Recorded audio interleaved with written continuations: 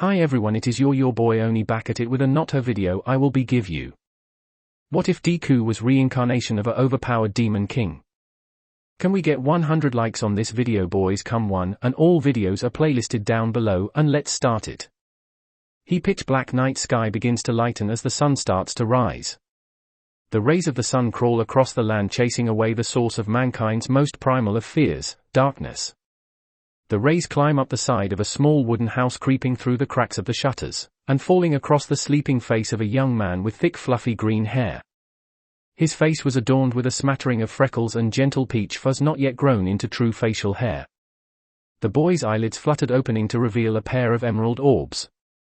This boy is Izuku Midoriya, son of merchant Hisashi Midoriya and farm wife Inko Midoriya, and holding the title of last living Midoriya. Izuku sat up in bed, throwing off the covers and stretching. He was shirtless, only having slept in a pair of breeches the night before. He swung his bare feet to the cold wooden floor and stood up. The young man yawned as he went over to a deep bowl, and splashed water on his face several times, removing the last dregs of sleep from his mind and face. After washing his face with a well-worn cloth, he walked over to unbar the shutters and opened them, drenching himself in sunlight. The sun was just clearing the horizon as Izuku looked out over the small farm he tended since as far back as he could remember. This farm had been in his family for several generations. It had been tended by his great-grandfather, his grandfather, and his father before he got his license as a merchant. After that, it had just been him and his mother. His father had died during his travels when Izuku was 8, and his mother had passed last year. He was now the sole owner of this farm at 16 years of age.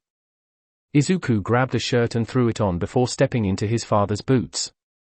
He'd outgrown his own shoes a while ago, but hadn't quite reached a comfortable fit with his father's boots. A physical reminder he wasn't the man his father was, yet. Izuku plodded to the front, removing the thick plank of wood that barred the door, and grabbed his tool belt hanging by there. He was the only thing keeping this farm running. He had to make sure he did his best every day. As he opened the door, Izuku was graced with the smell of the world of earth and wheat, the sweet scent of a living world. He was mostly self-sufficient on this farm. The produce he grew was enough to live off of, and since he was the only person living here now, he could afford to go to the market and sell any excess. It didn't leave him a lot of money, but it was enough to afford the random minor repair and buy seeds and fertilizer. Izuku moved to the small chicken coop and gathered the eggs before heading back into the house and getting breakfast started. It was a small meal of eggs, toast and ale, but it was enough to give him the energy for the day. Once breakfast was done, he went to the fields and got to work. Izuku grabbed his hoe as he entered the field. He sighed as he started on the backbreaking work that would be his life going forward. When he was younger, he had imagined going into the city and becoming a knight. He wanted to live a life of adventure and glory. He imagined himself as the hero, slaying monsters and rescuing damsels in distress. The world had grown dangerous over the past few years, and Izuku thought or dreamed of being the hero to end the monsters and their tirade against humanity. Izuku shook his head. Him being a hero was just a dream, and dreams should be kept for when one was asleep. Now that he was the only one here, he should put down his childish delusions and be more practical. He was a man now, and though he wasn't the most handsome of the village men, he should start looking for a wife. Izuku's farm was situated on the outskirts of a small hamlet. He knew most of the villagers by name. In fact, when he was younger, he'd had a friend among them, but he had gone to the city to become a knight many years ago, leaving Izuku by himself. He didn't want to be the last Midoriya on this farm. He shook his head as he worked, his mind wandering as his body was given over to muscle memory. First, it was the corn and potato fields, and to the wheat fields. He would be at this from sun up to near sundown. Truthfully, Izuku was grateful for the work. With something to do all day, he didn't have much time to think about his mother's death, or the state of the farm. He just had to keep working. His mother had passed due to sickness. She'd always seemed a hearty woman, but managing a farm and a child took its toll. Stress could be as much a death sentence as a broken bone, and for Inko Midoriya it had. As he worked, Izuku waved to some of the travelers passing on the road. He wondered where they were going or where they had come from. What had those lucky travelers seen in their travels? Far-off lands with all too unique sights? Snowy mountain peak monasteries or raging seas hide treasure beneath their tempestuous waves. All of that and more was within their grasp because they had the freedom to pursue it. Before he knew it, the sun had made its journey across the sky, settling on the opposite horizon. Izuku stabbed his hoe into the ground and wiped his forehead of sweat. The late rays of the sun shone upon his bare sweat-drenched chest as he walked back to the farmhouse. "I'll wash off at the well and head to bed," he told himself. It was best to be in the house when night fell. Such a time was when monsters became active. Their world was inhabited by monstrous creatures like Oni, werewolves, and even the undead. No sane person would be out after the sunset lest they be carried off to the demon realm and devoured. It hadn't always been like this, he was told in the letters from his father. For several decades monsters had been kept at bay, hardly ever harming humanity, but in recent years their attacks have resumed. Izuku put on a bit more speed even though his body screamed out for less exertion. Before he could reach the well, a dull thud rang out from the road behind him. Izuku stopped in his tracks and turned, seeing a figure collapsed in the road. Before he knew it, he was already walking over to the figure on the ground. Izuku hopped over the fence of his farm and stood near the cloaked person lying in the dirt of the road. Their hand was outstretched, looking skeletal the way the skin clung to the bones of their fingers. They seemed to have been using a walking stick to get around that had apparently snapped, dropping them to the ground in the process. "Hey, are you all right?" Izuku asked hesitantly, reaching toward the figure. Something inside Izuku told him to leave the figure alone. He'd heard stories of bandits and monsters pretending to be injured victims, only to lure people in and attack them. His fingers hovered above the hood of the figure before reaching down and pulling it back. Blonde hair like ragged straw spilled out onto the road around the skeletal face of a man. Izuku fell down on his butt as he looked at the horribly thin man. He could hardly believe that this was a person with how skinny they were. He reached forward, letting his fingers hover over the man's mouth. He could feel shallow breaths running across his knuckles. "Dear gods, you're still alive!" Izuku shouted, quickly grabbing the man and throwing his arm over his shoulder. Izuku had been prepared for a struggle, but the man was lighter than a bag of flour. "Just hold on, I'll get you inside," he said as he dragged the mysterious figure into his home. Once inside, Izuku barred the door and placed the man in his bed. "I'll get you some water," he said as he grabbed the pitcher from the table and poured the man a glass. "Here, drink this slowly," he whispered as he gingerly poured the water into the man's mouth. Izuku watched and waited, thinking that the man may have died during his transit into Izuku's home, but then he saw the man's throat move. He was drinking. "That's good, just drink a little at a time," Izuku said, pouring some more water into his mouth before setting the pitcher aside. The stranger coughed several times as he lay down. "Tth, thank you," he whispered gently. Izuku just smiled. "It's not a problem, I couldn't just leave you out there to die. It was getting dark. If you didn't pass on your own, something else would have made your death much more painful. Rest now, I'm sure you'll feel better in the morning," Izuku said as he noticed the slow, steady rhythm of his guest's breathing. It appeared he had already fallen asleep. Izuku moved to make sure that all the shutters were closed and barred as well as the front door. He put the long, thick plank in place before kicking off his boots and making himself comfortable in front of the dark fireplace. It was much too warm for it anyway. The brief instance of excitement had taken what little energy he'd had left from farming. "I'll bathe tomorrow," he said as he slowly began to drift off. The house was dark when Izuku awoke. He wasn't sure what had woken him up until he heard the creaking of his front door. Izuku shot up, looking at his front door creaking in the gentle night breeze. The doorway was lit by moonlight, and from where he sat, Izuku saw a figure moving away from his home to the nearby woods. Izuku looked at his bed, seeing it bereft of his guest. He immediately shot up and moved to the front door. He looked up, seeing a large full moon several times bigger than it usually was, and its light bathed everything in silver. It was eerie seeing the moon so big and bright. He'd heard stories of men transformed into monsters under its light. If that was true, it was all the more reason he should get his frail guest back inside as soon as possible. He saw his wayward guest about to disappear into the tree line. Izuku rushed out after him, his feet pounding the grass as he moved. He saw the figure hobble into the shadows of the trees and Izuku recklessly followed into the darkened woods. He could hear his guest's movements in the underbrush, but no matter how hard Izuku ran he couldn't seem to catch up to him. Izuku started to panic as he ran. Had he missed the man somewhere? Maybe he had fallen and Izuku had missed him in his rush. As Izuku stopped to look around he heard the man's voice. "This way." It was so soft Izuku almost didn't hear it. He turned in the direction of the voice. Come, come." Izuku hesitantly followed the voice, and as he did the darkness of the forest started to be broken by light. "Closer, come, closer." At this point, it felt as if Izuku was no longer moving under his own power and more as if he was being drawn in. He broke through the trees into a clearing bathed in silver light from above. His mysterious guest was standing across from him on the opposite side of the clearing. His face looked much healthier and his eyes shone a brilliant blue.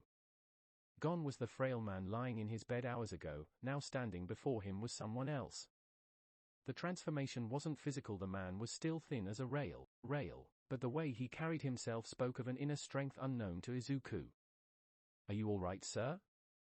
Izuku asked, slowly walking forward. "I am, thanks to you. I have been searching for someone like you for a long time now. A kind person who wouldn't hesitate to help anyone that needed it." Izuku cocked his head as he walked forward. What was this man talking about? "I did what I thought was right, I couldn't just leave you there." Izuku took another step and when he entered the halfway point of the clearing the ground lit up with runes unknown to Izuku. They encircled the young farmer as his green eyes widened in shock. A wind blew through the clearing, snatching the cloak from his guest and showing that what stood before him was not human. The man had a large pair of tattered wings the color of dark honey sprouting from his back along with a thin forked tail. His legs were those of a goat cloven in nature, covered in thick fur the same hue as his wings. "A demon!"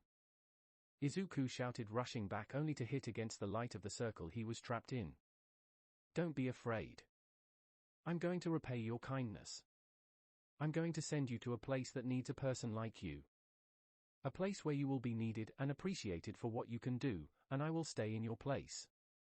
The demon said as he raised his hand. A bright yellow orb appeared and then shot into Izuku's chest, sinking beneath his skin in golden ripples. "Enjoy your new life, Izuku Midoriya, I know I did," he said before the light of the circle blinded the young man to everything else and he felt the sensation of falling. The demon watched the portal he opened disappear in a beam of light as he fell to his knees. His wings turned to dust, falling away from his body along with his once cloven hooves returning to human feet. The man breathed heavily as he raised himself to his feet. He gave a hiss as his soft flesh was prodded by carckleburs and hidden stones. "I'm human again," he said, looking at his hands and no longer feeling the hum of magic through his body. "This is for the best. I could no longer support them. I know Nana must be furious with me, but I know I did the right thing," he said, standing up and walking back through the woods towards the Midoriya farm. His breath came in ragged huffs as the branches scratched his skin and his toes bumped into hidden roots, nearly tripping in the process. This was so much easier with magic," he complained as he finally exited the forest back onto the Midoriya property. The once demon sighed in relief as he made it back into the farmhouse, closing the door and collapsed into the bed, massaging his feet. "So this is my life now," he said to the empty home. He wasn't disappointed, if anything he was more relieved than ever. He'd been searching for more than 2 decades to find a worthy replacement and now he had. When Izuku Midoriya had approached him and shown him kindness he knew that this boy was the one. While Izuku had slept he'd plumbed the depths of his mind with his magic. He knew that Izuku was an orphan at this point. No relatives to speak of and hardly any presence in the village he was on the outskirts of. The boy's kindness and lack of attachment to all these things made him a perfect choice to replace him. Toshinori Yagi. I haven't spoken that name in a long time. I'm sure no one in this world remembers that boy who disappeared on a night much like this, hundreds of years ago. The boy who fell into another world and found himself its protector and the demon lord. Toshi chuckled as he looked up at that wonderfully full moon. You'll go through a lot, young Izuku, but I have no doubt you will find yourself upon that throne just as I did, he said as he collapsed into his bed, an old man. The light began to fade from Izuku's eyes as he stumbled out of something. His eyes had just been bathed in brilliant light, now everything was dark as pitch. He was breathing frantically as he fell to his knees looking around. Am I blind? Izuku asked, terrified, as he looked all around him, hoping that he didn't just find himself blind in an unfamiliar place. Slowly, that fear faded as the room he was in came into focus. He was kneeling on a stone floor covered in a thick layer of dirt. He looked behind him, seeing an ancient gateway behind him. Strange runes were carved along the archway. As Izuku scanned the room, he came to realize that wherever he was, it was wholly abandoned. The stone archway was covered in a thick layer of dust, the walls were crumbling as thick roots pushed through them. Izuku came to his feet, looking around for an exit. This place was creepy, it felt like he'd been buried alive in a tomb. There's got to be a way out.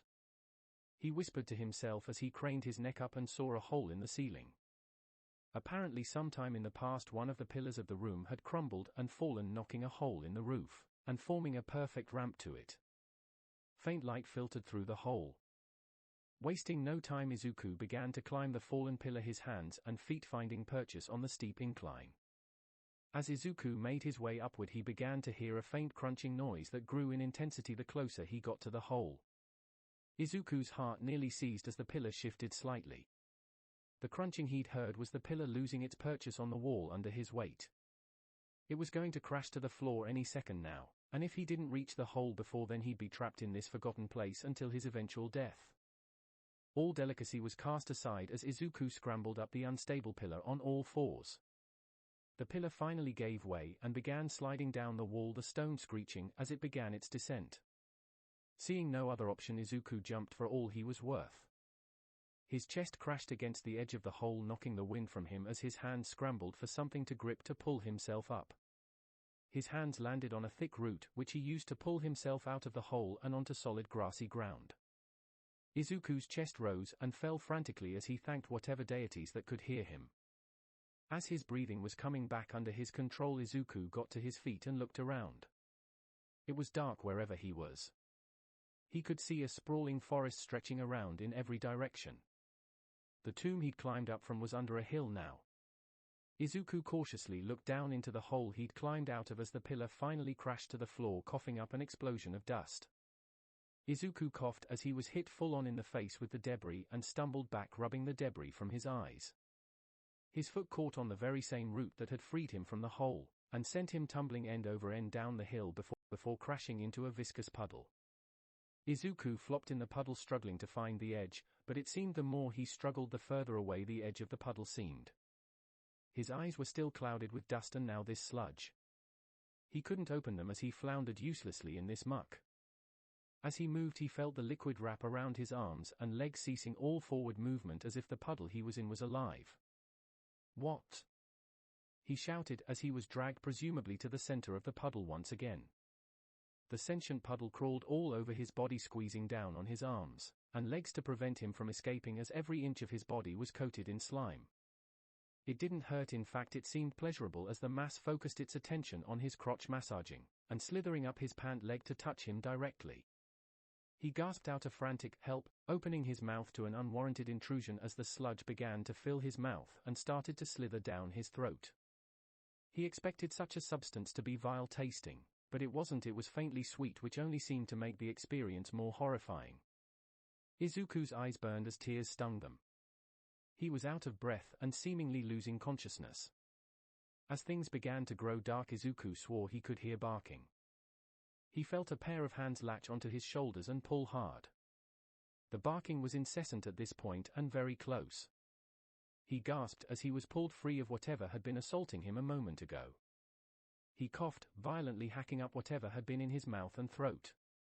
He rolled onto his back as something licked his face with a mad passion. "Are you okay? That slime didn't hurt you too bad, did it? I'm sorry I didn't get here sooner." The voice sounded like that of a young girl. Thank you, but can you stop your dog?" He asked, only to receive a much stronger lick that cleared the gunk from his eyes, allowing him to see again. The first thing Izuku saw was a pair of chocolate brown eyes inches away from his own. "I'm sorry about that, I just wanted to help you see again, and slimes don't taste that bad either." she said. Licking her girl's voice came from right in front of him, but he couldn't correlate that cute human voice to what he was seeing. Before he stood a girl unlike any other he'd met. She was covered in thick honey-brown fur from head to toe. From her head sprouted a pair of flopped-over ears that twitched periodically. Izuku's eyes dropped down to a small movement that caught his eye. The movement was from a fluffy tail wagging quickly back and forth behind the girl in front of him so it gave her entire body a slight sway. The sway was most evident in her plump breasts, with only her fur preserving her dignity. Izuku was stunned, to say the least, as he stared at the girl. What are you?" he managed to squeak out as he slowly began to scuttle back from her. The dog girl seemed unperturbed by his question. In fact, at the sound of his voice her tail wagged faster, if that was even possible. "I'm a kobold," she shouted, happily pouncing on his legs and giving him a look at what she'd saved him from. What he'd thought was a puddle wasn't far off. The light blue liquid mimicked the color of water if it wasn't for the thick tendrils lifting themselves up from its surface in search of its stolen prey. There'd be no difference. As he looked down at the dog girl lying on his legs belly up, he could see the state of his attire. There was hardly anything left of his breeches. The legs had been dissolved, effectively leaving him in shorts. His shirt was completely gone at this point. The slime had devoured his clothes but left him unharmed. In fact, he felt cleaner than he had when he arrived here. Where was here, though? Where am I, miss?" he asked, trying to stay calm. He had no frame of reference on how to treat a dog girl, but if she was like any other dog, then speaking in a calm manner was probably for the best. At the sound of his voice, she rolled over onto her stomach and looked at him with a smile. Those chocolate brown orbs of hers held no malice as far as he could see, but the same could have been said for the man who'd sent him here. "Oh, you're in Zipangu," she said matter-of-factly, having either ignored his subtle way of asking for his name or not noticing it in the first place. Needless to say, that name meant absolutely nothing to Izuku. He'd never heard of a place called Zipangu. Seemingly sensing his confusion, the dog girl sat up, adopting the sitting position of any other canine he'd seen. Unfortunately, given her mostly human shape, this stance squeezed her breasts between her arms, and if not for the thick fur at her crotch, he was sure he'd be staring at her genitals. Izuku averted his eyes and gave a hard gulp. I think you humans call this the demon realm," she said, as if not sure that was the correct term herself. Izuku felt his heart stop as she said demon realm. He broke out in a cold sweat as he looked around. Now that he was relatively safe, he could see the vast differences that had avoided him earlier. First of all, the moon in the sky was bigger than the one he was used to and gave off a purple light. The stars in the night sky weren't where they were supposed to be. His father had shown him star charts whenever he was home. True, Izuku was a novice at reading them, but even he could tell this was not his night sky. The trees around him had thick jet black bark, and their leaves were as red as if they'd been dipped in blood. The final nail in the coffin was, of course, his current speech companion. A dog girl, and then there was the voracious slime puddle. All of this added up to one thing. I am in hell," Izuku whispered slowly as his heart thundered in his chest. "He sent me to hell. He took my place and sent me here," Izuku shouted, startling the dog girl as he fell flat onto his back, gasping for air and clutching his chest in a blind panic. He closed his eyes tightly as he listened to the thundering of his own heart and felt the rasping of his breath in his throat. He wasn't dead, or maybe he was. Had that demon sent his soul to hell and taken his body for its own? As Izuku continued to spiral further down, he felt soft pads on his stomach. They ran gently up and down his hardened abs. He didn't know why, but slowly he started to calm down. Her motions were soothing, and by the time she'd placed her furry head on his stomach, he could open his eyes. His green eyes looked down at her, catching her brown ones. "It always makes me feel better to have my belly rubbed," she said with a small smile. Izuku couldn't help but chuckle at her. If this was hell, then he was lucky to have such a kind person as her. Maybe she was trying to trick him to seduce him into staying here like Persephone and Hades. Izuku slowly sat up and gingerly placed a hand on her head. "Thank you. I don't know your name," he said, asking more directly for her name a second time as the dog girl slowly sat up, her tail wagging slowly from side to side as she nuzzled his calloused palm. I don't have one. Usually our father or preferably our masters give us our name. She explained as Izuku arched his brow. I'm okay. Well, I'm Izuku Midoriya and I'd like to go back home. Do you know how I could do that? He asked, hoping desperately that she did. He couldn't see himself staying here. He'd nearly been buried alive and drowned by a living puddle. He couldn't imagine if something mobile was to come after him. The dog girl's ears drooped as he mentioned going home. You don't want to star dash dot. As she spoke, her nose twitched suddenly and her eyes grew wide in fear. Her head snapped to the side as she stared into the trees before grabbing him by the arm and dragging him away into the underbrush. What are you dash? She covered his mouth before he could get another word out and held a finger to her lips. Don't make a sound, just stay here and please be quiet. She whispered. Izuku was tempted to ask what was going on, but the pleading look in her eyes made him rethink that decision. Her big brown eyes were staring down at him, practically begging him to do as she said. She was literally giving him puppy dog eyes. He gave a slow nod, agreeing to do as she said. The sunny smile she gave him was more than he felt he deserved for such a meager thing. She backed away from him, moving to the opposite side of the small field, and began rolling around in the dirt as a furious rustling could be heard from some nearby bushes. Izuku turned his head in that direction, wondering what would appear. After all, whatever it was had frightened the kobold who had only moments ago been over the moon. As Izuku watched, his curiosity was rewarded as three feminine figures walked out of the woods. If a kobold was a dog girl, then these three individuals were most certainly wolf women, more commonly known as werewolves. They all had thick fur along their arms and legs. Sharp claws on the ends of their fingers glinted red in the light of the purple moonlight. Atop their heads were perky ears and wild hair with thick tails swaying softly as they walked. They were each tall, much taller than the kobold, and the leader was even taller than Izuku himself. Each one had fur in varying shades. The leader had deep black fur, hefty breasts and luscious hips that swayed with each step she made. Her chest and shoulders were covered in fur as well, but whereas his kobold friend's body was entirely covered in fur, hers seemed to break apart around her chiseled abs, but covered her breasts and crotch. This fur pattern was mirrored by the other two. These two women were a few inches shorter than the one he assumed was their leader, but still dwarfed the kobold. The one on the right had fur the color of mud, while the one on the left had dark gray fur. All three were sniffing the air before they zeroed in on the kobold and growled. What's a mutt like you doing in our territory? The black-furred one growled, stopping the kobold in her rolling around. She sat up slowly, looking in the wolf's direction, but not making eye contact. The tension built to a fever pitch before the kobold made a run for it. Her paws kicked up spurts of dirt and grass as she tore away from the three women, but her escape attempt was in vain. Izuku couldn't even see what happened. 1 second the lead wolf was standing still, then there was an explosion of dust and suddenly she had her foot on kobold's back. Izuku flinched at the pained yelp that escaped her as she was stepped on. You must not have heard me, are you deaf, mutt? The black werewolf growled as she kicked the kobold onto her back and stomped on her stomach. Her two companions moved to either side of the pinned kobold. Now I'll ask you again. Why are you in our territory, girl? A dog should know better than to enter a wolf's territory. Do you know what we do to mutts who enter our territory? She asked, leaning down toward the kobold's face and gnashing her teeth inches from her snout. The kobold turned her head away and whimpered. I'm sorry.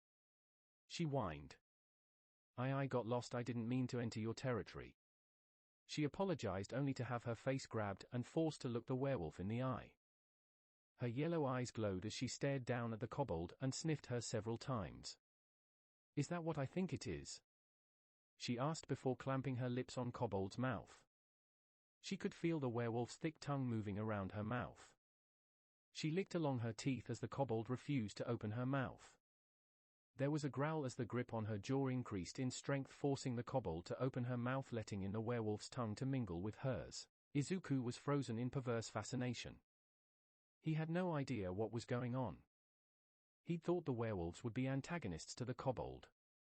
He'd heard stories of many a dog being torn apart by wolves during hunting trips or when a pack of wolves went after livestock. Maybe this was just how werewolves and kobolds were, or could it be the werewolf was assaulting the kobold one-sidedly? Izuku's fist clenched as he saw the pained look on Kobold's face before the werewolf suddenly ended the kiss. A thin strand of saliva, glittering in the moonlight, connected their mouths before eventually snapping as the werewolf howled in excitement. "You have a man!" she shouted in a ravenous glee that sent a chill down Izuku's spine. The kobold panted from the heated and impromptu make-out session as her eyes filled with fear at having been found out. She'd hoped her dirt bath would hide the human scent, but she hadn't expected the werewolf to smell him on her breath or taste him on her tongue. "Where is he?" the werewolf growled as her pupils narrowed, focusing solely on the kobold at her mercy.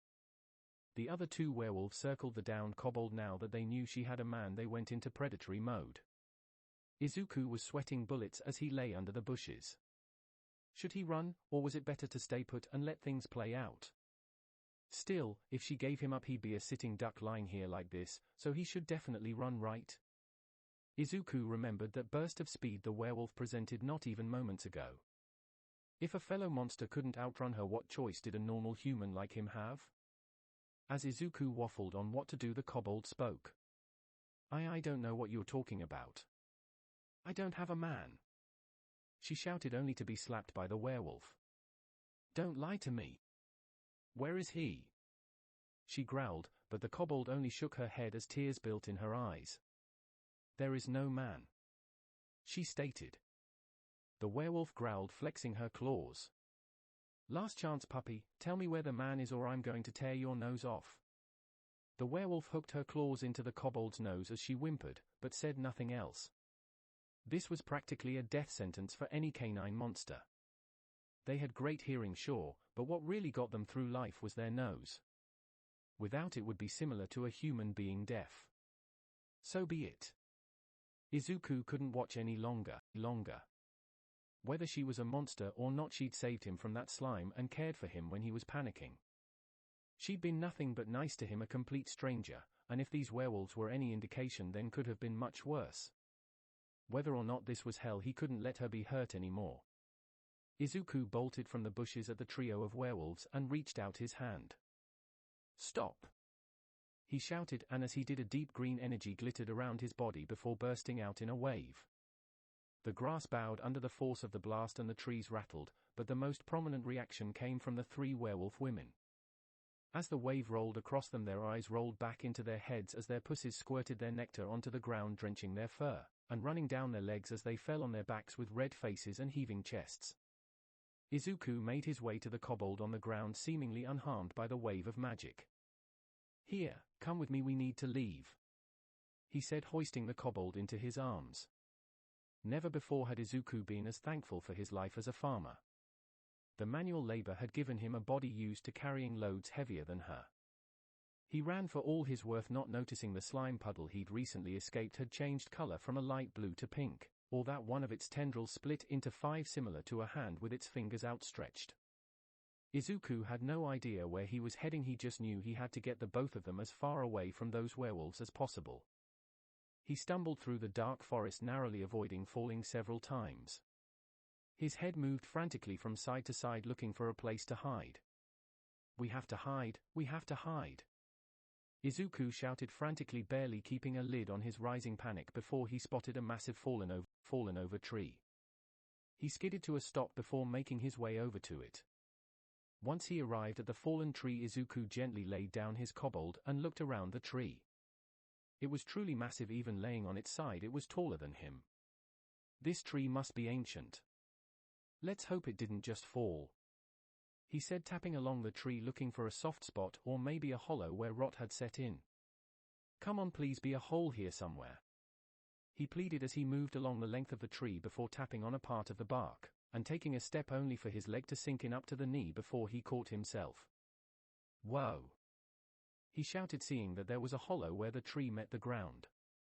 From the looks of things, it seemed the tree had fallen and crashed into a burrow of some kind. Izuku looked into the yawning mouth of the burrow with sweat dripping down his face. It would be an understatement to say he was apprehensive about diving into an unfamiliar hole. He didn't know anything about this land or what could be lurking in the darkness, but as he debated looking for another hiding place, a howl ripped through the night air, making the hair on Izuku's neck stand up. Shit!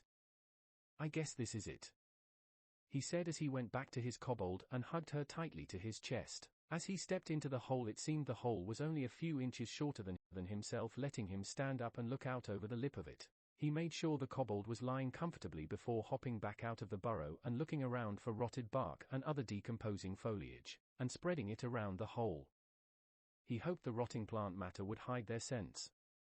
Izuku heard rustling nearby and quickly dove into the burrow, hoping he'd covered his tracks well enough.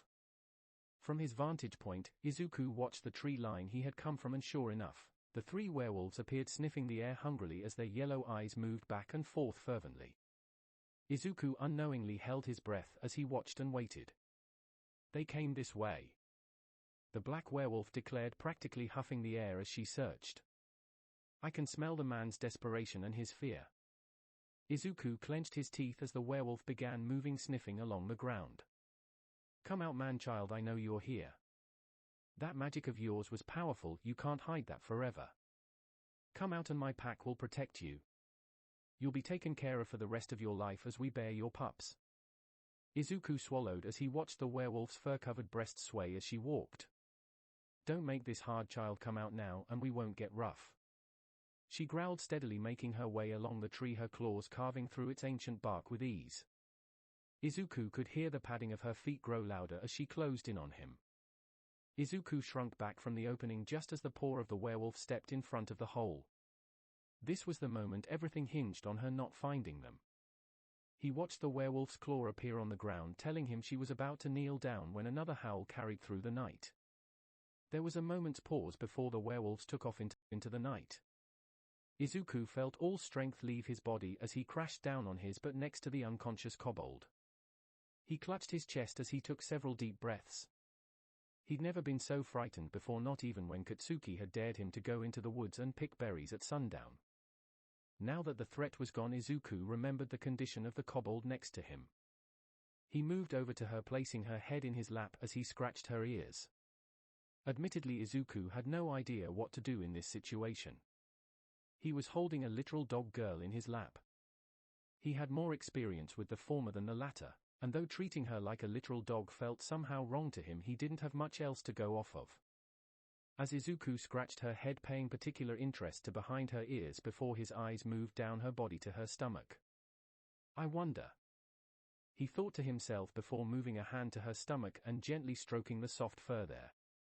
The kobold reacted to his touch, giving off a low growl of pleasure in her unconscious state. Izuku smiled softly as he ran his hand up and down her stomach before beginning to gently scratch her. He was pleased to see her beginning to pant in her sleep as he scratched her belly. Izuku couldn't keep himself from chuckling as he felt the last of the tension ease from his body as he gave a yawn. He hadn't realized how tired he was until now, it seemed. He laid Kobold's head on the ground before lying down next to her as he gave another jaw-creaking yawn. I need something to call you. I can't just keep thinking of you as Kobold or Dog Girl, he said as his eyelids grew heavy. But what should I call you? He asked himself as his eyes closed. The fact that the last thought occupying Izuku's mind was coming up with a name for his canine companion instead of thinking of a way to get back to his world did not dawn on the young farmer, nor the question of how he'd rendered 3 werewolves unconscious. None of these thoughts swam across Izuku's mind as he slept. One could only wonder why that was. Hundreds of miles away stood a towering castle draped in the purple moonlight that was unique to Zipangu. In its halls, a small figure flew. Bat wings flapped quickly, propelling a childlike figure through the air before stopping before a pair of massive stone doors. The doors were carved to look like the jaws of a vicious beast. The figure landed on the stone floor and composed herself. This childlike entity was known as an imp, a low-level succubi. The imp was dressed in what could only be called a series of dark purple straps. There was a thin band covering her small chest and the other formed an X over her groin. This imp had deep red hair and ebony horns reminiscent of a ram. Her bat wings spread out from her lower back above a thin forked tail. The imp patted herself down, not wanting to disrespect her mistress with a shabby appearance. Once she was satisfied, she knocked upon the door. Your Majesty, your council awaits your presence in the meeting hall. The imp spoke loudly to make sure her voice could be heard past the large stone double doors.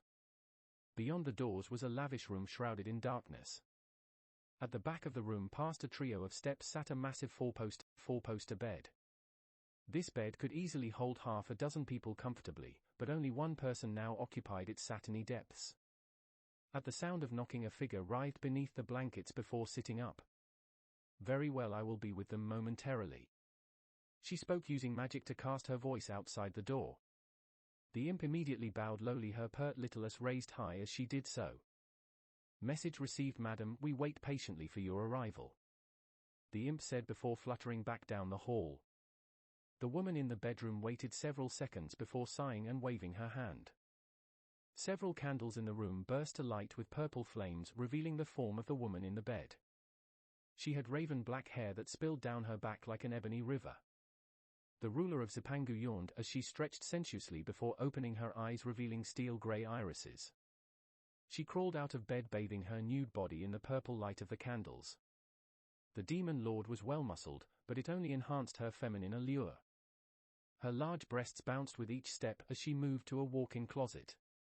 The sway of her ample hips and ass would be hypnotic to any who gazed upon her. Once entering the closet, she selected her clothing quickly, using magic to dress herself. She of course had the power to simply materialize clothing upon herself, but her husband had found the act of her taking the time to get dressed and undressed quite sexy. Even with his disappearance, she found it hard to break that habit, so she compromised by using magic to put her clothes on. Soon she was dressed in a white sash with purple filigree that crossed across her ample bosom and covered her nipples. She also wore a white pair of bottoms that were akin to panties with a purple demon crest across the front that was mirrored on the intersection of the sash across her chest. She slipped her feet into a pair of heels, adding even more to her already imposing height. She clipped on a white cape with the same crest emblazoned across the back. The last part of her attire was a selection of jewelry. Several rings adorned her fingers along with a set of black diamond earrings. After a final check of herself, the demon lord waved her cape and left her room. Her heels clicked on the stone floor as she made her way to the meeting hall. As she neared her destination, a pair of golems pushed the door open for her as an imp announced her presence to the room. "All rise. You are now in the presence of Demon Lord Nana Shimura." Nana walked into the room, seeing several shadowy figures standing around a large table. The room was lit by more black candles with purple flames. On the table was a map of the Zipangu region. A throne sat at the back of the room, elevated on a staircase, and hanging on a tapestry behind the throne was the demonic symbol that adorned Nana's cape. Nana walked past the table and up a small staircase to the throne. She never felt comfortable in this seat, but since her husband's disappearance, she'd grown accustomed to a lot of things she detested. After taking her seat and crossing one leg over the other, she spoke. "Be seated." Her voice rang out, echoing off the stone walls as the figures took their seats once more.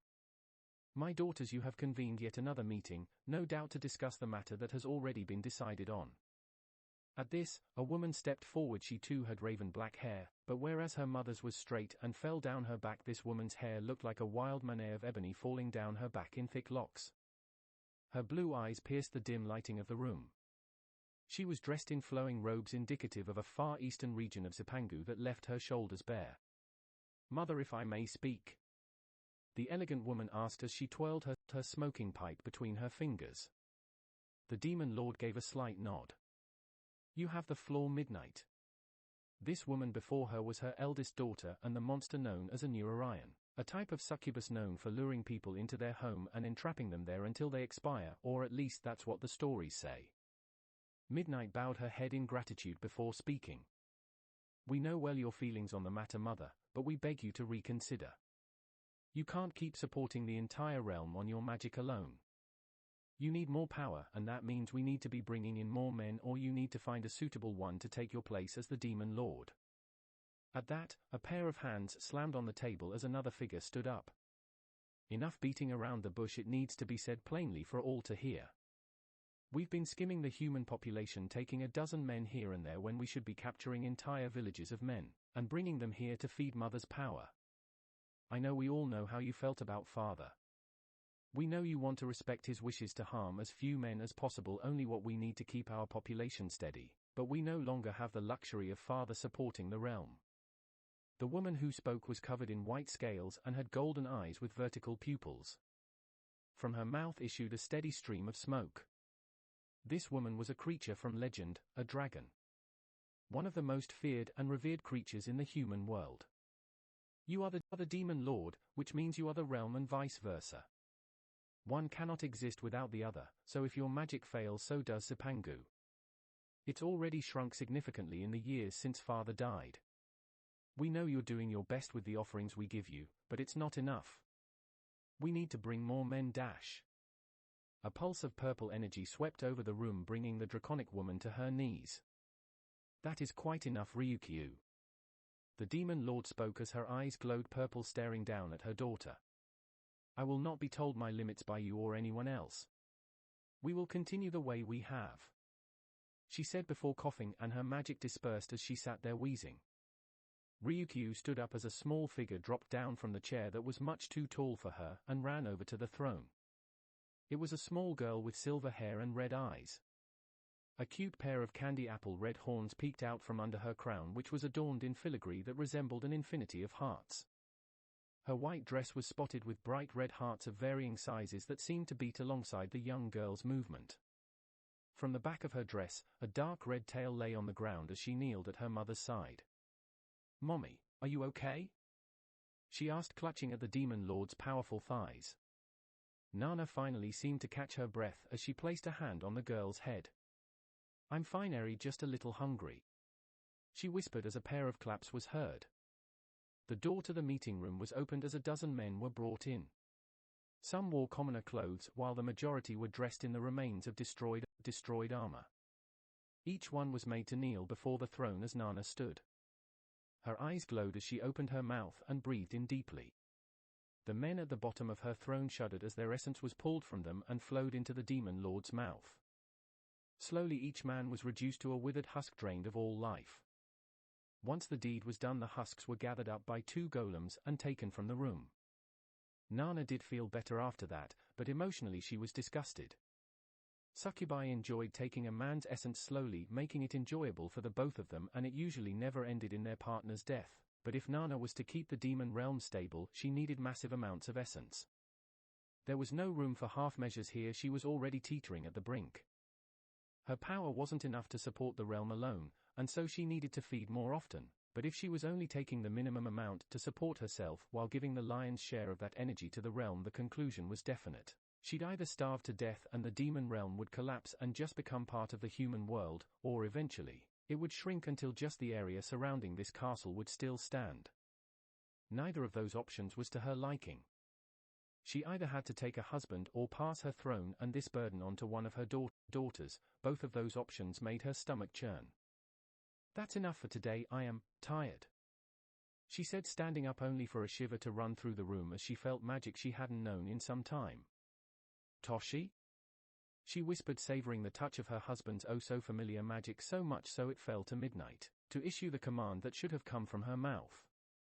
Midnight used her magic on the map before her to isolate the area where that magic had come from.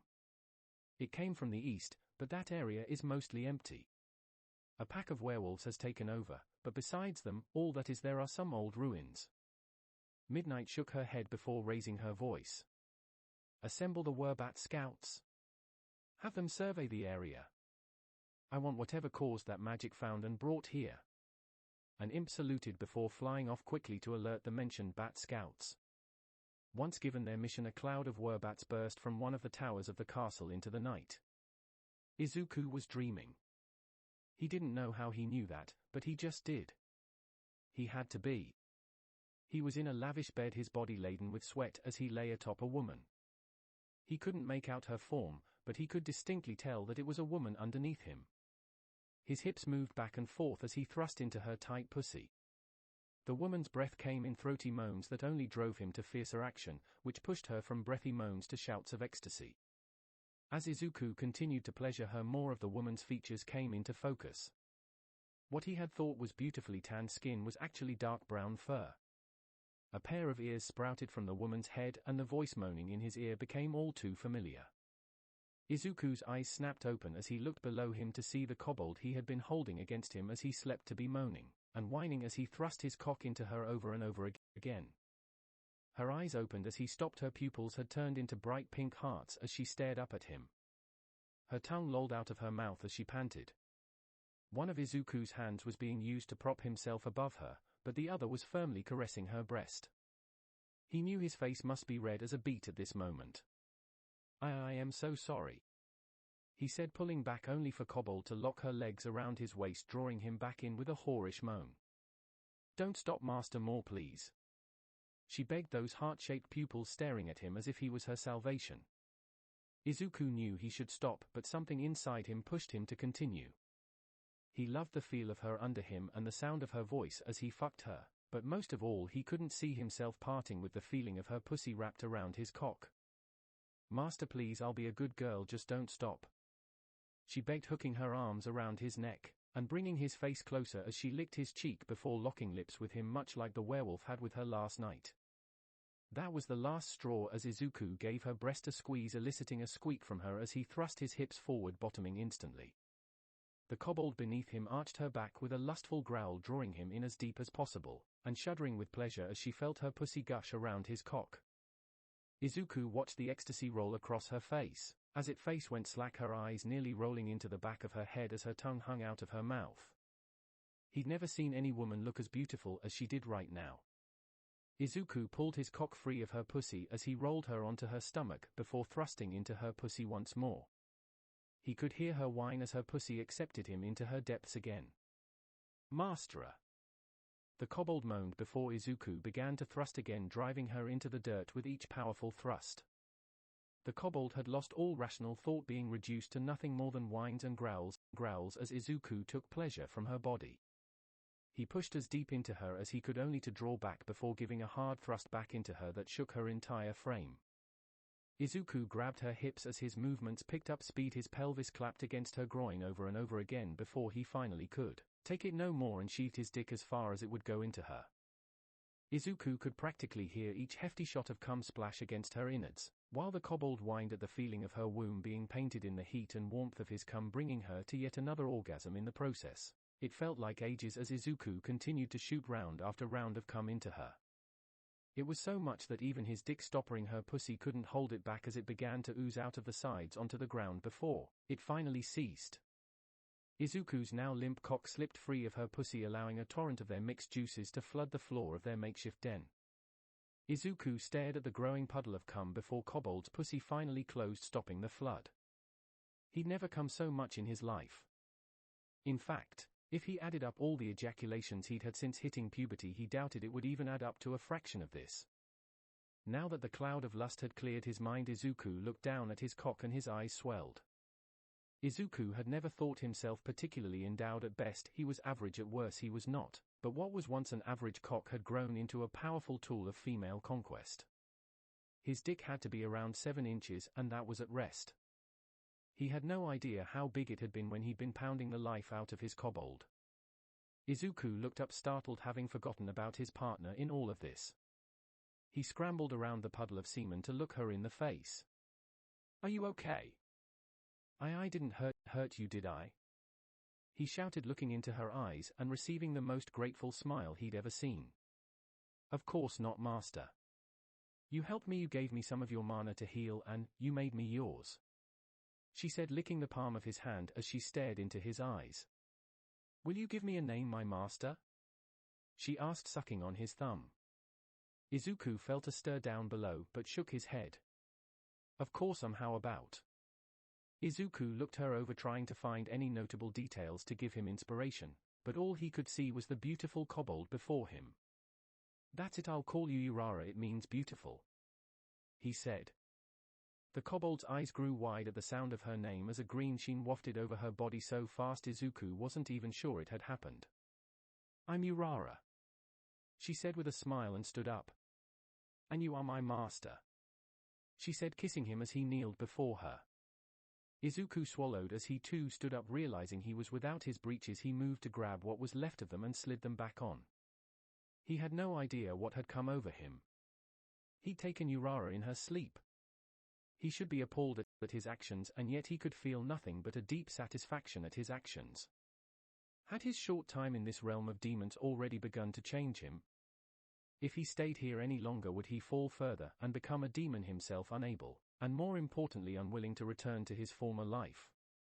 Izuku shook his head. No, he couldn't think about that. He had to stay positive. If he let this place get to him, he'd never have the strength to leave. We should probably get out of here.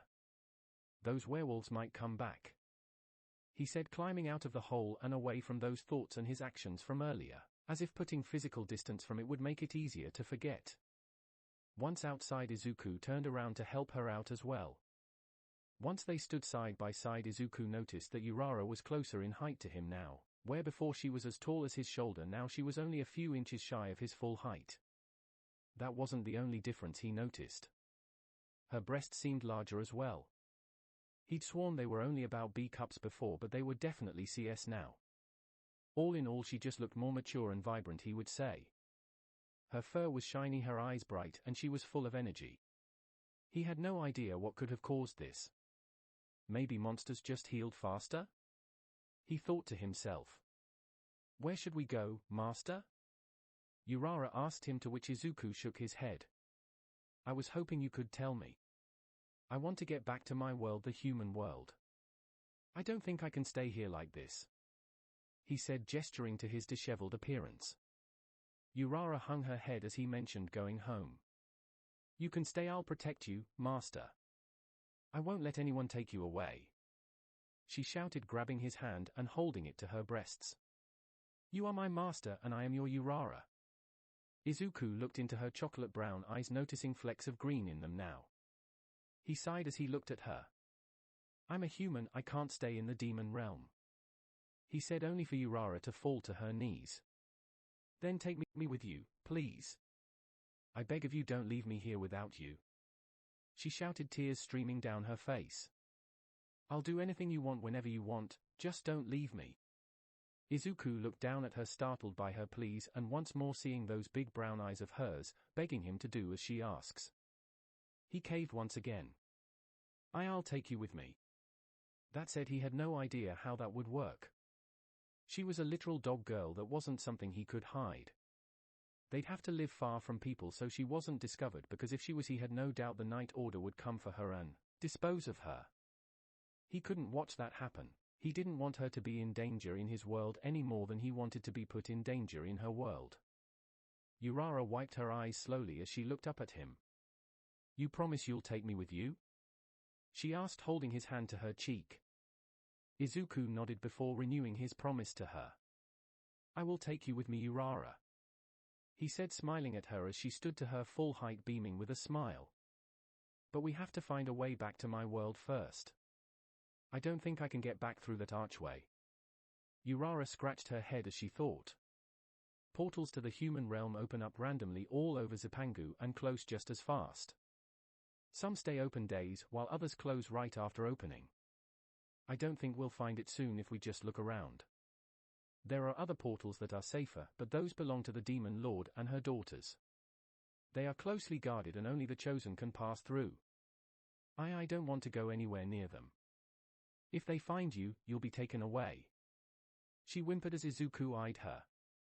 The options she was listing went from nearly impossible to downright suicidal. There's no other way, he asked, feeling hope die in his chest. It seemed like his promise to her was moot. If they couldn't find a portal back to his realm, then he was stuck here forever. Just as Izuku was about to fall to his knees in despair, Urara barked. Wait, there is one other way. Some races can open portals of their own. Witches and dark mags can, and there's one in this forest, she said, wagging her tail as she saw Izuku's eyes grow bright with renewed hope. The look on his face made her heart skip a beat and her lower region hummed with arousal. She loved seeing him happy, it made her moist. She was Urara and her purpose was to help her master in any way she could, from offering her body to her life in pursuit of his goals. A witch lives in this forest? Izuku asked, feeling a tingle of trepidation through his body as Urara nodded in confirmation. All children knew of witches, evil women that had given themselves to the devil in pursuit of dark power. They were greedy, selfish souls that spirited away young women to add to their coven and seduced men away from their wives to drown in their lust. Izuku gulped, but steadied himself. If this was the only way to get home, he had no choice but to do so. Where does she live? Izuku asked as Urara turned from him facing into the forest. She lives in the very center of the forest underneath the tallest tree. If we go to her, I'm sure she can find a way to send us back to your world. Urara's confidence reassured Izuku of his choice as he nodded. Lead the way, girl. I trust you, he said, rubbing her head, causing Urara to shudder as she felt his energy hum through her body, striking her core and making her grow moist. Master, she moaned before shaking herself. We should go, she said before hurriedly walking along to the center of the forest. They had to make their journey as quickly as possible. The sooner they got back to her master's world, the safer they would be. Those werewolves weren't the only ones who were a threat to her master. She didn't know how he'd come to possess so much magic, so much so that even she could feel his power. If he couldn't find a way to hide that power, they'd be found in no time. She'd done her best this morning to try and absorb as much of his mana as she could, but it seemed bottomless, or perhaps she was just not enough. That thought made her sad in her heart of hearts. If she wasn't enough to slake her master's lust, then she'd have no choice but to share him, and she didn't want that, but if it was what was best for her master, then so be it. As the two walked away from their former hideout, they failed to notice a moist pink hand throwing itself over the trunk of the tree, pulling itself in their direction. Midnight stood at a window of the castle, twirling her long pipe lazily as she breathed out a thin stream of smoke. As she did so, she heard someone approach. Her red eyes moved in their direction. The woman stepped into the light of the full moon that still hung over the Demon Lord's castle. Daylight never reached this place, instead the moon always hung in the sky unless it was blanketed by a storm. The woman's hair was composed of a nest of snakes that lazily slithered back and forth. Her golden eyes were split by a vertical pupil as they focused on Midnight. Instead of footsteps, a dry scraping could be heard as the woman had the lower body of a snake. Her snake-like lower half was covered in scales of alternating aquamarine, purple, and pale yellow. "Hello, Uwabami," Midnight said, stepping aside slightly to make room for her sister at the window. Uwabami gratefully took the proffered space as she slithered up to the window, coiling her lower half before sitting on it as if it was a chair. "Elder sister Midnight, it's nice to see you. We sisters are hardly ever under the same roof these days," Uwabami said, looking out the window at the night-soaked vista. Midnight sighed, stopping her twirling and placing the pipe against her lips. Midnight took a slow puff before exhaling. "It's only natural. After father disappeared, Zipangu fell into chaos. Monsters flooded the human realm, doing as they pleased and wreaking havoc. Mother had to hold the throne so she couldn't police her people. It was up to us to take the reins and restore order," she said, beginning to twirl again. Uwabami's eye turned from the window to her older sister. "Speaking of father, do you think it's him?" she asked. "Do you think he's returned to us after all this time?" Midnight stayed silent as she thought about her sister's inquiry. "I don't know. On the one hand, we all felt that pulse of magic, and it certainly felt like father. None of them could mistake their father's magic. His presence was as familiar to them as the moon in the sky, but if it was their father, why did he appear there instead of in his home? He was the Demon Lord after all. Their mother may sit on the throne, but only a man could truly support the demon realm. It hadn't always been this way though. The first few generations of demon lords had all been monster women, but in those times they were truly deserving of that title. In the past, when they devoured a human, they did so in the basest definition of the word, all the way down to their bones. Humans were food and were treated as such, but after some time there was a shift in power. Humanity multiplied far too fast and advanced too quickly. With numbers and technology on their side, it was only a matter of time before monsterkind was wiped out. The story is muddled, but at some point, the demon lord of that time turned a man into a monster. The first incubus, and that transformation showed all of Zipangu how human men could prove useful to them. Ever since that day, only an incubus could truly bring out the power of the demon lord. On the other, if it's not, then who or what is it? She asked, glaring out of the window. What person or creature could take father's power and use it to come to this realm? Humanity's hostility toward our people has risen in the past few decades, and not without reason. Our people have become fractured without father to keep them in line. We've done what we can, but at the same time, we need more men to keep mother fed so she can hold this realm together with the thinnest of threads. If father has returned, then that's the greatest thing we could hope, but if it's something else, something we don't know, it could be the final straw that drives our people over the edge. Midnight released a shuddering breath as Uwabami looked on. If whatever it is becomes a threat to this realm, then we will deal with it, she said resolutely. None of them would let the demon realm fall without a fight. Izuku followed after Urara as they walked through the forest. They'd been walking for hours, and now that Izuku thought about it, he hadn't eaten in more than a day. He placed a hand on his stomach and felt no pangs of hunger from it. Why was that? Was there something about this world that made him lose his sense of hunger, or maybe he was simply drawing further away from his body and its needs? What if the demon realm was slowly tearing his soul from his body until he was nothing more than a wandering spirit? Izuku bit the inside of his cheek, using the pain to calm himself down. Keep your head, Izuku, we're heading to someone who can get us out of here. I might be home in just a few hours. That thought was a small comfort, but a comfort nonetheless, and in this situation he needed all the comfort he could get. Urara stopped as she sniffed the air. Izuku stopped in an instant as his eyes moved back and forth through the dense woods, but he couldn't see anything. Urara lowered herself down to the ground, pressing her nose to the dirt with her but raised high as she did so. Izuku's eyes were pulled from scanning the brush to Urara's but in the air. He zeroed in on it, watching it keenly as it swayed with each movement she did. He felt an intense draw to it and moved closer to her. His hand seemed to reach out of its own accord toward her ass. Suddenly Urara rose up and looked back at Izuku.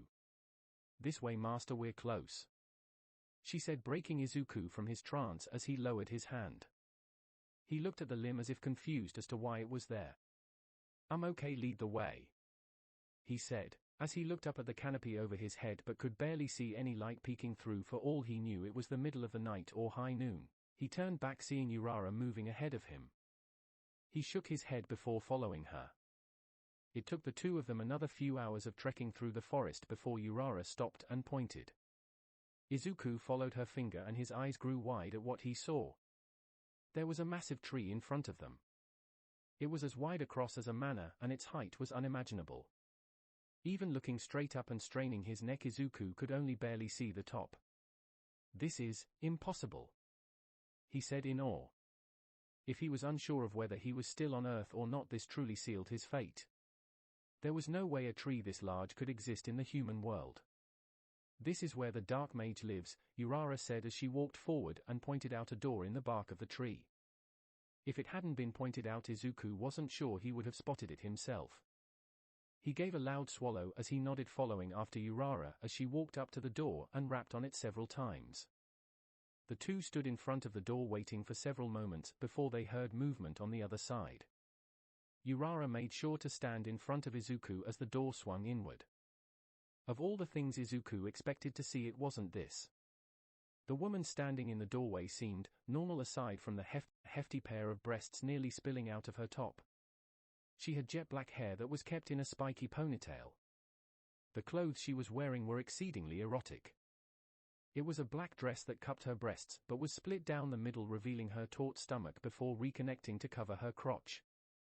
She wore a wide-brim hat that barely fit through the doorway along with lavender stockings.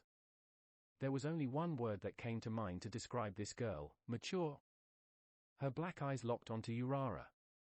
Oh, my kobold, it's nice to see you again. What are you doing in these woods again? You know it isn't safe with those werewolves prowling around, she said before her eyes rose to look at Izuku.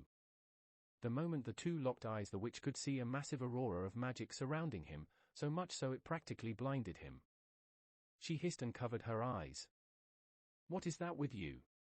She shouted, startling Izuku and making Urara throw her arms out in front of him. He's my master and I brought him here because we need your help, Momo, she said as the mage rubbed her eyes before looking at Urara, making a conscious effort to keep her gaze off Izuku. Your master, is he? She asked before looking at the sky and seeing the sun starting to set. Well, come in, the forest comes alive at night and I can't have a beacon standing on my doorstep, she explained as she stepped aside, permitting them entrance. Urara came out of her protective stance and walked in, her tail wagging lazily. "Thanks, Momo," Urara said, licking her cheek as she walked past. Izuku slowly walked into the mage's home, and as he passed by, Momo felt a shudder run through her magic. "Good demon lord, I've never felt such potent mana," she thought before hastily collecting herself and looking out into the forest before closing the door tightly. Once the door was shut, the mage swirled her hands through the air, and to Izuku's surprise, glowing glyphs appeared in the air before passing through the wood of the tree to places unknown. Whatever she had done, the witch, Momo seemed tired afterward. "I've intensified the concealment barrier, so even with your master's powerful mana, we shouldn't be disturbed. Now Kobold tell ... Before Momo could continue, Urara spoke up. "My name is Urara now. My master gave me that name," she said, nuzzling against Izuku's shoulder as she intertwined her fingers with his. Izuku for his part didn't shy away from the act of affection, but the growing blush on his cheeks exposed how he truly felt. Momo took a moment to appreciate the cute scene before shaking her head to get her focus back. "Okay, Urara, can you tell me why you've come to my home with a man? Surely you're not here to just give me the good news," Momo stated as she walked past the couple deeper into the innards of the tree. Izuku and Urara followed as the latter began to explain their situation. "No, of course not, Momo, you're a friend, I'd never do that. We came here because we need a portal to the human world." Momo had disappeared behind a curtain of vines into her living space. The tree had been hollowed out into a large room. Izuku looked around as he and Urara passed through the curtain of foliage. In the middle of the room was a pit with a fire blazing in it. Over the flames hung a large pot that bubbled menacingly, in his opinion. He could only imagine what that concoction could be comprised of. He willingly took his eyes off the pot to the small collection of books along one of the walls. The room was inundated with the smell of dried herbs from the collection hanging from the ceiling. This was truly a witch's home. "You want what?" Momo shouted, jarring Izuku from his inspection. Urara jumped slightly, looking at Momo confused. "What? It's something you can do, right? Witches and mags can make portals to the human world." Momo palmed her face, dragging it slowly down her face. "Oh, sweet Urara, no, I can't. Not all Majin can cast such a spell easily, and even if we could, we'd be fools to do so. The Demon Lord declared all unauthorized travel to the human realm to be a punishable offense. She doesn't want any more of us in the human realm than necessary, which brings me to a question of my own. How did you get here?" Momo asked, turning away from a crestfallen Urara to Izuku. This was the first time she'd looked directly at him since when they'd first met. Izuku faltered under her direct gaze. I don't know. I helped a man on the road who turned out to be a demon, and he sent me here," Izuku said, moving closer to Momo. "Please, I just want to go home. I don't belong here. Please help me," Izuku said, grabbing Momo's hand. The action was so unexpected Momo didn't have time to react before his hands clasped hers. The effect was immediate as his mana flowed into her. Momo was a dark mage, and as such she was much more sensitive to mana, like all Majin were, and Izuku was practically overflowing with it. She moaned as his mana passed through her body, filling her with a pleasurable heat that made her knees quake. She gripped his hand tighter, trying to stay on her feet. Her instability worried Izuku as he grabbed her arm to steady her. This only caused more mana to flow into her. "Oh, gods!" Momo shrieked as she felt the pleasure overtake her. Urara watched what was happening and reacted.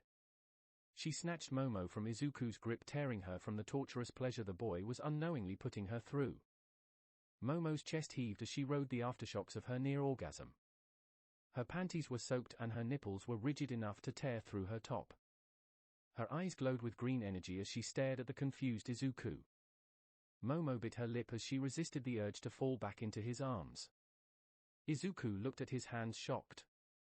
Had he hurt her somehow? How was that possible?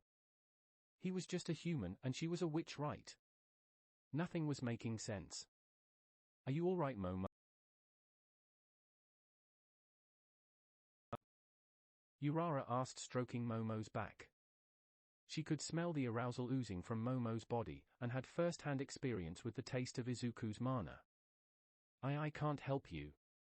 I don't have the power or the knowledge to open a portal into the human world.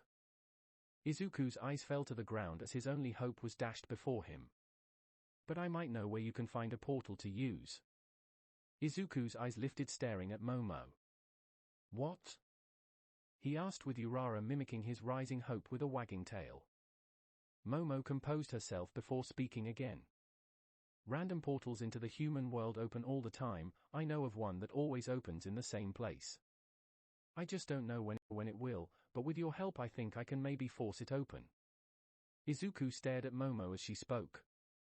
If what she was saying was true, then maybe, just maybe, there was still a chance. Izuku pounced on the small hope Momo had given him. Anything you need, I'll give it to you. He shouted as Momo smiled tiredly. I was hoping you would say that, she said, licking her lips.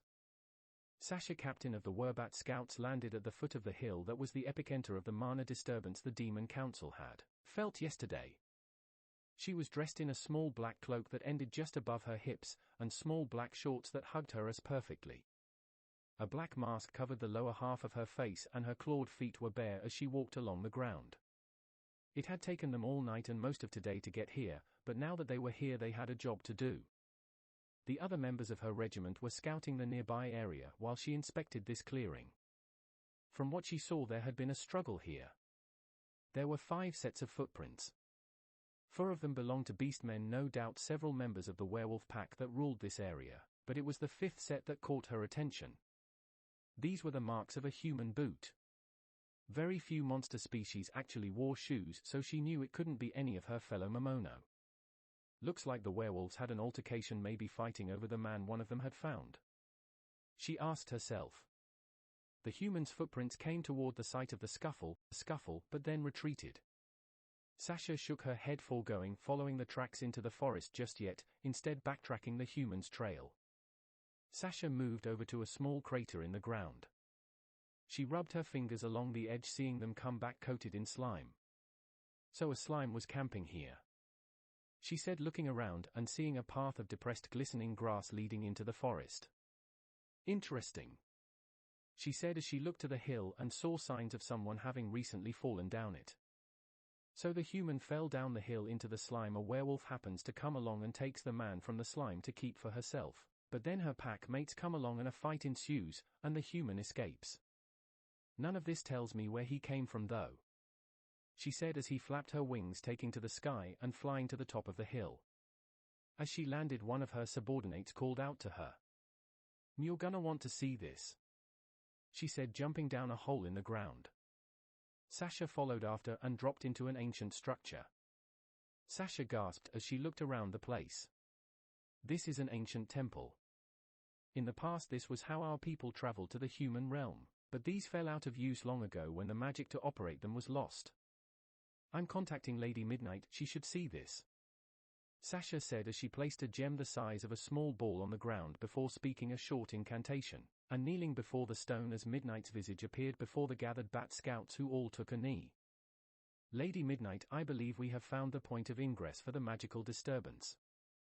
We are currently standing in an ancient portal temple. There are signs that it has been disturbed. I have also found the boot marks of a human outside alongside werewolf tracks, she said, keeping her head hung as she spoke. Midnight was quiet for a moment before speaking. If there is even a small chance the werewolves are holding the interloper, we must find out. Go find the pack and question them. If they resist, tell them it is on my orders that you are there, and if they still resist, I will appear before them myself to get the answers I seek. Make that point very clear. Also, I will be sending several owl mags to go over that temple with a fine-tooth comb. If you would leave a few of your subordinates there to police the site, it would be appreciated. Sasha stood and saluted. As you wish it, my lady, so shall it be done, she said as Midnight's image faded. Sasha took a deep breath before speaking. You 4, she said, singling out a quartet of bat women. You will remain here until the owl mags arrive. Knowing how slow they are at flying, it could be a few days. Once they have arrived and warded this place, link back up with us. The 4 bats saluted as Sasha picked up the magic orb and unfurled her wings and took to the air again. It was just now night, and with their superior senses it would take no time at all for Sasha and her troop to find the lair of the werewolves. I hope they don't get violent, Sasha said, shaking her head. Lady Midnight did not tolerate disobedience. With that thought in mind, Sasha and her troop began to fly over the forest looking for signs of the werewolves before hearing a howl rip through the night. She shook her head. Well, at least they made it easy for us, she said as her cloud of werebats zeroed in on the sound and banked toward the location. It didn't take long before they saw the gathering of werewolves under the moonlight. They seemed to be working themselves into a frenzy, but if that was because they had a man in their clutches, she couldn't say. Sasha and her troop landed silently in the trees surrounding the werewolf party. Once they were sure they hadn't been spotted, Sasha dropped down from her tree and walked into the clearing, immediately attracting every wolf's attention. What is this? Growled a large werewolf female. No doubt this was the alpha. The specimen was a large werewolf with thick brown fur. Like all werewolves, her fur left her abdomen showing. Her abs displayed scarring. No doubt she had fought tooth and nail to get to the top of this pack, and had fed on many men to gain the stature she had now. Sasha took a deep breath before speaking. My name is Sasha. I am captain of the Demon Lord Scout Regiment. I am here in response to a magical disturbance in your territory. We suspect that there is a man in your here if he is not already within your possession. The Demon Lord asks that you relinquish him to us. There were a series of growls around her that seemed to vibrate the air itself. You come into our territory to take our prey, and we're just supposed to roll over like a bunch of kobolds and let you? No. The leader growled, leaping down from the pile of stones that had formed her perch above the pack. You will leave with nothing, or you will not leave at all. At the threat, the trees around the clearing rustled, revealing a multitude of red eyes within their leaves. The werewolves gathered together, facing the possible threats. As you can see, you are surrounded. We don't want this to end in bloodshed. If the man is in your possession, give him to us. Once we have the answers we want from him, and if the Demon Lord allows it, he will be returned to you. If not, Lady Midnight will authorize a hunting expedition for your pack. She let that sink in for a moment. It was usually the Demon Lord and her daughters chosen that were allowed to go into the human realm and hunt, providing a stipend of men for each territory. This was an unprecedented opportunity. If you refuse both these options, I am to tell you that Lady Midnight, eldest daughter of Demon Lord Nana Shimura, will come here herself to question you, and we all know a succubi's power of persuasion, Sasha explained, and her sensitive ears could hear the thumping of these werewolves' hearts. They rightfully feared Lady Midnight's power. The alpha growled before sighing. That's not a fight we can win, she said, displaying a rare bout of intelligence and humility. The man is not in our possession. He knocked a few of my girls on their asses and then ran off into the forest with a kobold. I was just about to organize a hunting party to find him and take him for ourselves. Sasha listened for a moment but heard no signs of deceit. She gave a nod. Very well, on behalf of the Demon Lord, I thank you for your cooperation. You will be compensated when the time comes, she said, turning away from the alpha. The alpha werewolf watched the bat and her colleagues fly off into the sky before turning to her pack. Go now, find that man, bring him here, make sure you are not found out. If that man did what you said he did, then he's worth more than any handouts the Demon Lord would give us. She barked as her pack rushed into the forest. What the Demon Lord doesn't know won't hurt her, she said with a toothy grin. Thank you all for watching all the video. The fanfic will link below if you like to read it. Our playlist down below, and have a good day. Bye.